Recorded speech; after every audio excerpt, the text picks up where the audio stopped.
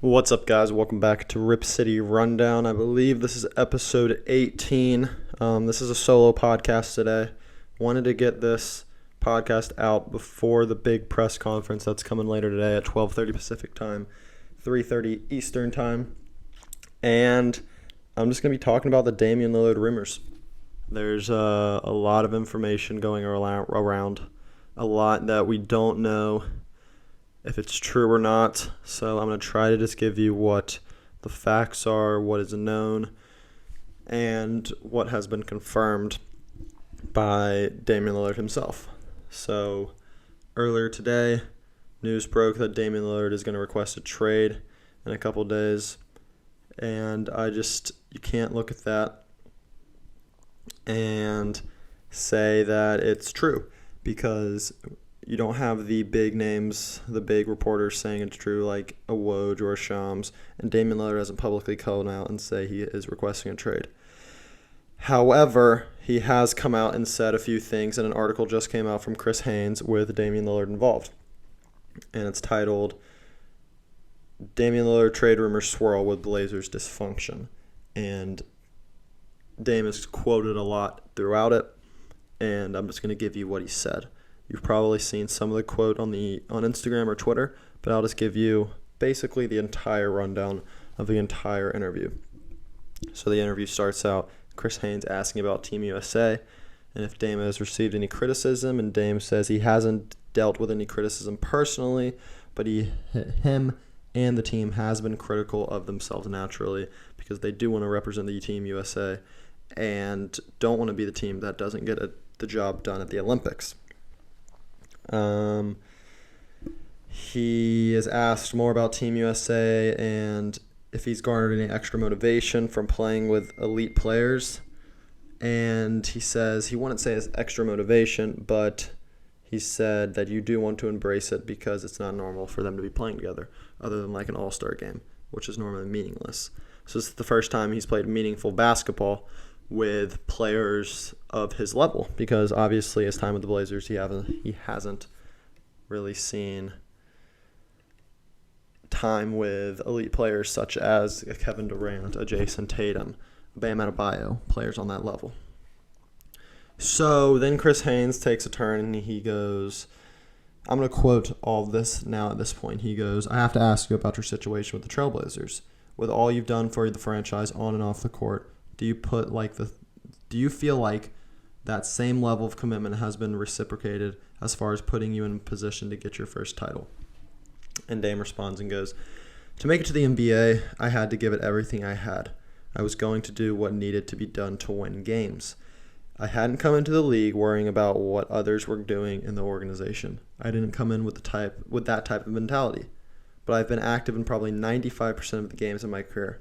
I've played through injuries, and I've been part of 2 rebuilds. I feel like I've experienced everything with the Trailblazers, and I've worn that jersey as a badge of honor and with a lot of pride and care. I never felt like my job was to go in and critique what other people were doing in the organization. My job was to make sure the team is functioning and trying to lead them to the best results. I've always assumed everybody's mentality was the same. Even when I'm playing well and we come up short at the end of the season, I go home and the first thing I do is look myself in the mirror and tell myself we didn't win the championship. Or if I didn't play as well as I should have, I've had to look in the mirror and tell myself that my performance was unacceptable and I have to do better. And then you go do better. I think that's the stage we're all at as a team, where we all are. Not just me, not just my teammates, not just our new coaching staff, the front office. Everybody in this organization must look in the mirror because we've constantly come up short. We have to look in the mirror and say, I have to be better because whatever it is we're doing is not working, and it's not giving us a shot to compete on the level that we want to compete on. So my initial thoughts on that is I don't think Dame is going to request a trade. I think Dame is doing all this. He's putting pressure on the organization. And in reality, I think he kind of wants the Blazers to fire Neil Olshey and go reset in the front office. I mean, remember, they just hired Chauncey Billups, and I don't think Dame is going to say he wants Chauncey Billups on the roster just to leave him in the dust. So, Blazer fans, I think we need to relax now. We can relax a ton once this is confirmed at 3:30 Eastern time when Dame has his press conference at Team USA.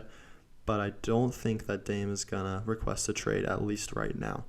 Because it'll put a bunch of just craziness around him when he's trying to focus on the Olympics. And it's just probably not the best time to do it. And I think that he still wants to be with the Blazers. Now, do I think that he is going to say some things that we don't want to hear? Sure. He could say things like the Blazers. I mean, he said it before. I mean, I don't know how to react right now. Again, we need to wait until Dame has confirmed anything. And I don't want to be a glass half full type of guy and always assume that the Blazers are going to do the right thing and Dame is always going to stay, because in reality that might not be the case. But I do think that's the most realistic thing. I don't think he's going to request a trade. That would be pretty dirty of him to tell the Blazers to get the coach that he wants and then just spurn that coach. I don't think he's going to do that. If he did do it, again, I'm not going to get mad at him because he is all right to do that, but I just don't think that's probably something that is going to happen. Moving on to the next question that Chris Haynes asks, he says, having known you for years in your position, why is this current juncture such a pivotal moment for you? And he goes, there are a few reasons. One, I'm not getting any younger. Our environment has always been great. We're not losing a lot, but we were eliminated by a shorthanded Denver team that I felt we should have beat. I just walked away from that really disappointed. I was like, man, this is just not going to work. We're not winning the championship, but we've got a successful organization. We're not a franchise that's just out here losing every year and getting divided. We have positive seasons. We just don't end up with a championship. So I feel like at this point I basically made the decision that if you want to do what you've always done, you'll always be where you've always been. Just like I hold myself accountable for a bad performance or hold myself accountable to make sure that I have to work my ass off when I'm training, I must be accountable for saying what needs to be said, even if it's not popular. And that comes with age. When I was younger, I felt like maybe I'll be out of place. But I feel like I've earned the right to say we must do better. We must do better if we want to win on that level. And then they talk more about just the NBA Finals and just more casual conversation. But it does say he's going to address a report about his future with the team following Team USA practice on Friday, which, like I said, is just coming in about an hour, 2 hours as I'm recording this. By the time you're watching this, you may have already know the answer. But it's just, there are so many false things out there. I mean, I'm going to go ahead and talk about what Nurkic said as well. Let me pull it up real quick. But obviously the rumors are going around. And again, no one until Chris Haynes, and Chris Haynes hasn't even said Dame's going to request a trade. He just gave a couple quotes that Dame said to him. But we got people like Henry Abbott from TrueHoop has said that Damian Lillard is going to request a trade. And I just it's just not really the most reliable source here. I mean, sure, you had a lot of followers and you're verified, but I've never seen your name report anything huge. And Nurkic responds and says, what a clown, bruh. Keep capping, with another clown emoji. And that's the Grant Afseth, who's also verified and says Damian Lillard has his eyes on the New York Knicks. And he's an NBA analyst covering the Dallas Mavericks. Like, how does that man know what Damian Lillard wants? That's the thing that I'm just like, all these reports going around, just everyone needs to slow down and relax. Like, when is the last time that someone other than Woj or Shams reported something and was actually true? And then you got Henry Abbott saying, Blazer star Damian Lillard to request a trade in the days to come. Sorry, I'm just rambling right now. If this is a surprise, you haven't been paying attention. And Nurkic responds, y'all really about to believe a guy with the name Henry Abbott with a robot emoji, laughing emojis, and a cap emoji? And then Henry Abbott responds, he has come awfully close to saying it himself. Has he told you different? And Nurkic goes, y'all keep guessing at this point. That's my brother, and you still have a better source. #come on. And that gives me a lot of confidence that, again, Dame is not going to request a trade, at least at the moment. Because I don't think Dame is the type of person that is going to go out and just request a trade without telling people. And obviously Nurkic doesn't know anything because Nurkic is out here saying that Dame's not going to request a trade. So I do think the purpose of all this that Dame is doing is that he is trying to put pressure on the organization. He is saying, you have to do something right now. We can't run it back. Neil Olshey has said he wants to run it back, but you can't do that. Damian Lillard has told him you can't do that.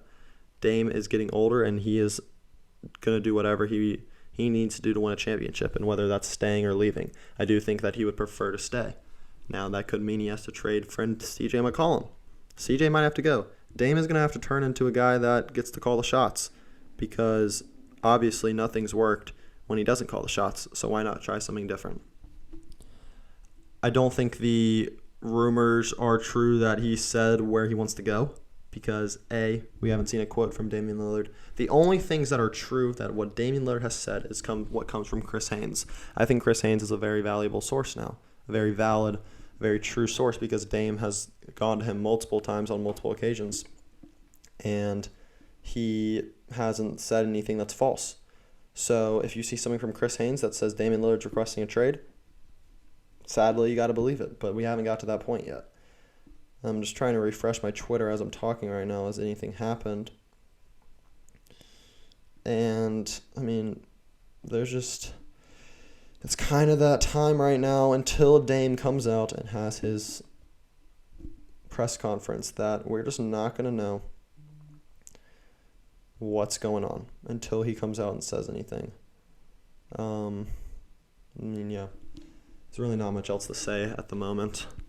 I mean, I can go on any article, but again, nothing other than that Yahoo article is true. So, I mean, that's really all I have to say right now.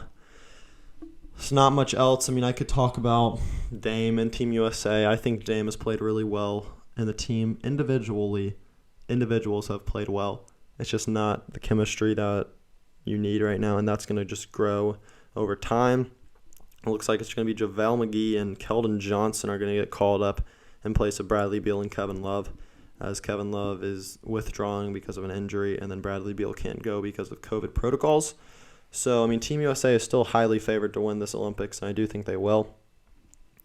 But, with that being said, it's going to be a little harder than normal. I mean, Dame right now is trending on Twitter. Like, I just hate how we got big accounts like The Score and House of Highlights posting that Damian Lillard wants to request a trade, when, again, it's coming from Henry Abbott. Like, it's NBA Central, who's got 500,000 followers practically. A source close to Damian Lillard says that in the days to come he plans to request a trade. Like, there's just a lot of things coming out that just aren't reliable. What I like to do is go to Dame's likes on Twitter.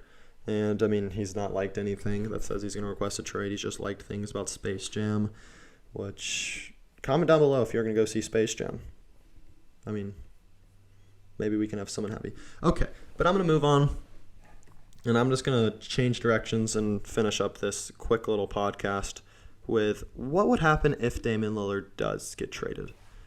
Are there any packages that the Blazers could benefit from? And is it something that is the end of the world? Now, it would mean we would go full rebuild. I would see us trading a lot of people following a Damian Lillard trade. But the teams that, and again, I'm not going to say teams he's interested in, the teams that could throw together a potential package. Let me try to pull this up. I mean, there's just not many out there. I mean, Philly is always rumored, but the thing about a Damian Lillard package is we're not just going to go for one guy and then 5 first-round picks. In my opinion, first-round picks are not that valuable. They're valuable if they are the current draft and we already know what pick they are, or if, I guess, it's just some world-class prospect that you know you'll get, because, again, none of these people are proven players.